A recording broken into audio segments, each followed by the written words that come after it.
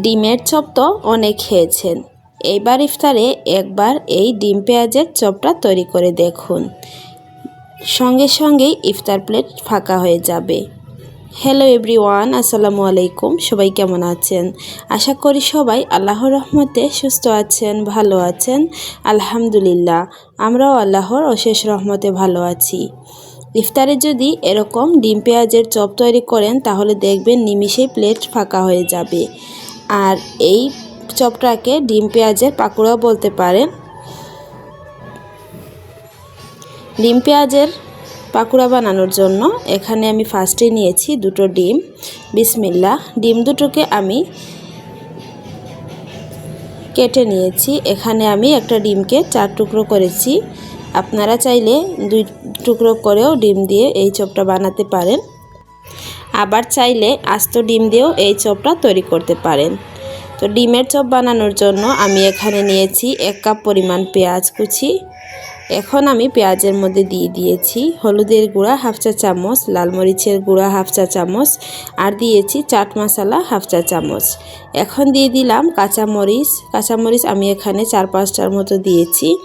আমি এখানে ডিম চপটা একটু জাল জাল করে তৈরি করব, এর জন্য আমি লাল মরিচের গুঁড়া এবং কাঁচামরিচ দুটোই ব্যবহার করেছি। আপনারা চাইলে একটি ব্যবহার করতে পারবেন। এখন আমি এর মধ্যে দিয়েছি স্বাদ অনুযায়ী লবণ। এখন হাত দিয়ে ভালো করে পেঁয়াজটাকে এভাবে আমি মেখে নিব যতক্ষণ না পর্যন্ত পেঁয়াজটা কিছুটা পরিমাণ নরম হয়ে আসছে। তো দেখুন, এভাবে মাখাতে মাখাতে পেঁয়াজটা অনেকটাই নরম হয়ে এসেছে। এখন আমি এর মধ্যে দিয়ে দিব বেসন। আপনারা চাইলে বেসনের সাথে ময়দা অথবা চালের গুঁড়াও ইউজ করতে পারেন। আমি শুধু বেসন দিয়ে এই চপটি তৈরি করব। এখন আমি পেঁয়াজের সাথে বেসনটাকে ভালোভাবে মিশিয়ে নিচ্ছি। বেসনটাকে ভালোভাবে পেঁয়াজের সাথে মিশিয়ে নিতে হবে।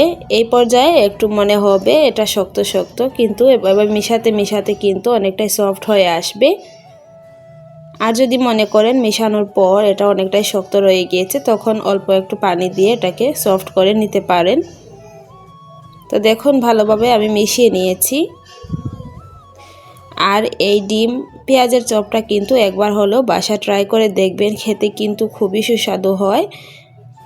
আর ডিম পেঁয়াজের চপটা বানালে কিন্তু একটু বেশি করে বানানোর চেষ্টা করবেন, এতটাই মজার হয়ে থাকে এই চপটা। এখন আমি পেঁয়াজের মিশ্রণটা অল্প একটু হাতের মধ্যে নিয়ে এভাবে ফ্ল্যাট করে নিচ্ছি। আর এখন আমি স্লাইস করে কেটে নেওয়া ডিমের টুকরো দিয়ে দিলাম এটার ভিতর, দিয়ে আমি এটাকে চারো সাইডটাকে বন্ধ করে দিব, দিয়ে একটা চপে শেপ করে নিব। তো এইভাবে করে আমি সবগুলো বানিয়ে নিচ্ছি। ভিডিওর এই পর্যন্ত এসে যারা একটি লাইক দিতে ভুলে গিয়েছেন, অনুরোধ করব একটি লাইক দিয়ে সম্পূর্ণ ভিডিওটি কন্টিনিউ করবেন।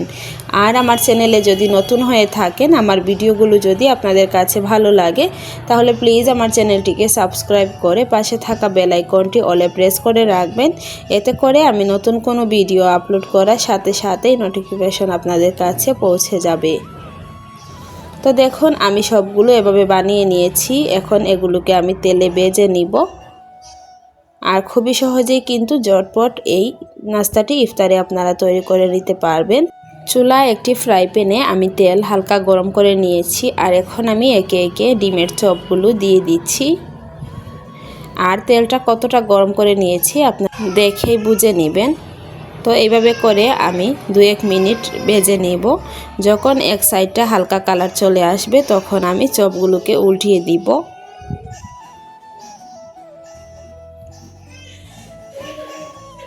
তো আলতো হাতে আমি চপের এক সাইডটাকে উল্টিয়ে দিচ্ছি।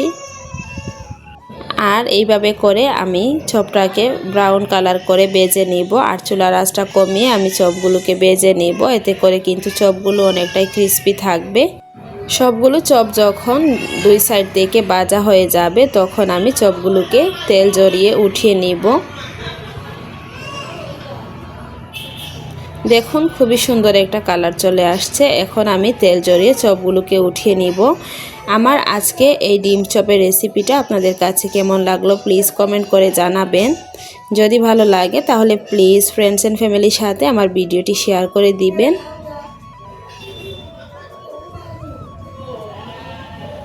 সবাই অনেক বেশি ভালো থাকবেন, সুস্থ থাকবেন। দেখা হবে পরবর্তী কোনো ভিডিওতে। আল্লাহ হাফিজ। আসসালামু আলাইকুম। ইফতারে একভাবে আলুর চপ না খেয়ে এরকমই ডিম আলুর কাবাব বানিয়ে খেয়ে দেখবেন, খেতে কিন্তু খুবই ভালো লাগে। একভাবে কিন্তু আলুর চপ খেতে আমাদের ভালো লাগে না।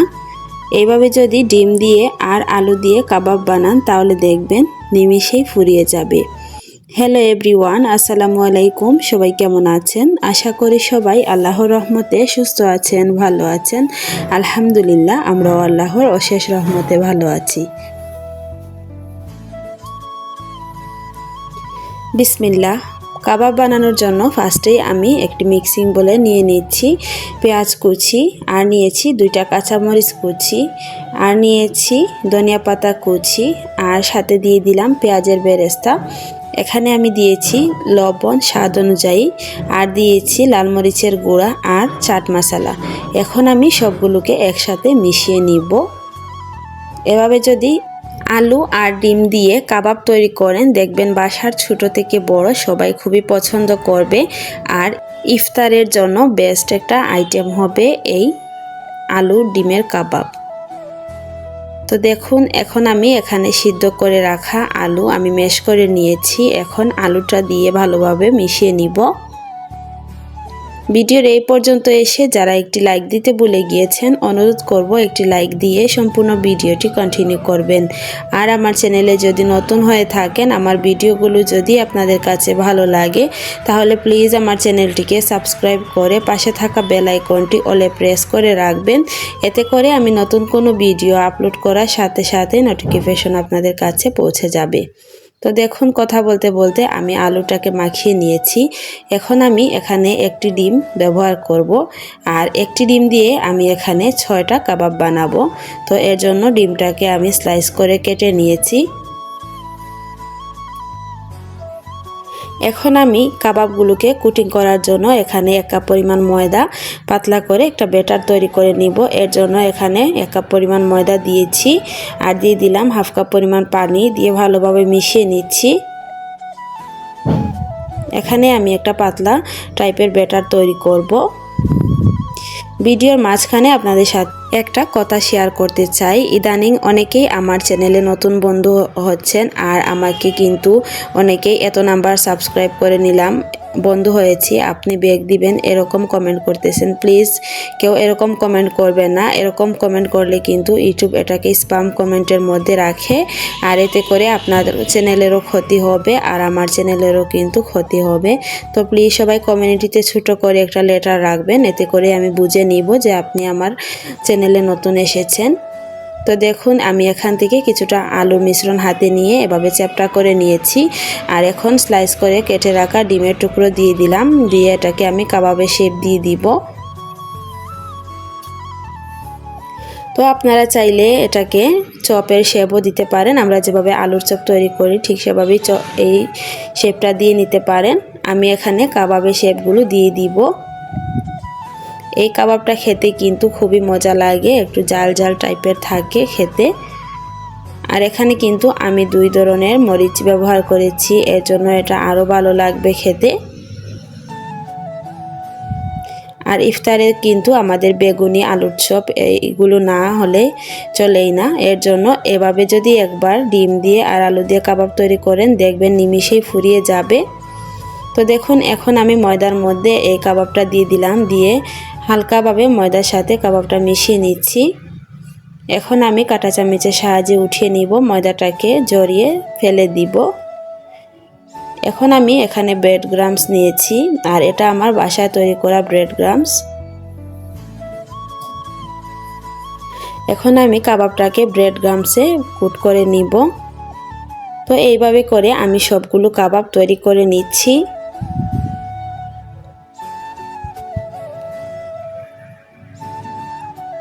কাবাবটাকে ভালোভাবে ব্রেড ক্রাম্বসের সাথে আমি মিশিয়ে নিচ্ছি, যাতে ভালোভাবে কাবাবের গায়ে ব্রেড ক্রাম্বসটা লেগে যায়।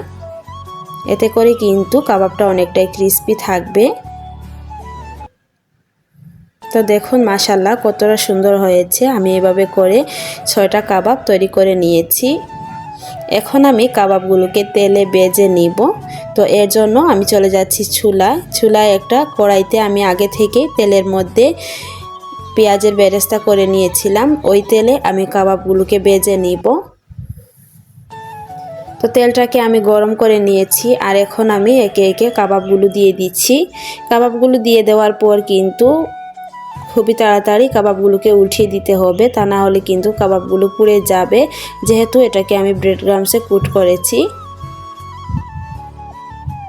তো দেখুন এইভাবে করে আমি কাবাবগুলোকে উল্টিয়ে পাল্টিয়ে লাল লাল করে ভেজে নিব।